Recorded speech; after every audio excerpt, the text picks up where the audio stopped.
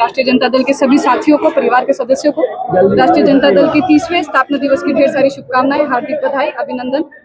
आप लोग के चैनल के माध्यम से हम कहना चाहते हैं कि हमारे आदरणीय नेताजी लालू प्रसाद यादव जी का जो विजन है, पार्टी को संगठित रखने का, सबको सम्मान देने का, समाज के हर एक व्यक्ति को जो वंचित है, शोषित है, उनको सम्मान देने का, उनको अधिकार दिलाने का, इस विजन को लेकर हम लोग, हमारा पूरा राजद परिवार आज यहाँ पे एकजुट हुआ है और इसी विजन के साथ हम लोग जनता की सेवा करेंगे, जनता के बीच जाएंगे। उनके विजन को जो दर्शकों तक आप देख सकते हैं कि 30 साल से लगातार वो महिलाओं के लिए, खासकर अति पिछड़ाओं के लिए, वंचितों के लिए जो काम उन्होंने किया है, महिला सशक्तिकरण आप देख सकते हैं, हम लोगों के साथ उपस्थित हैं।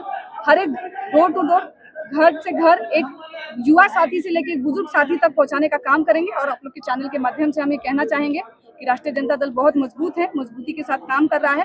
राजनीति का मतलब सिर्फ सत्ता नहीं होता है, हर लोगों का विकास होता है और विकास के लिए हम सब लोग समर्पित हैं। Thank you.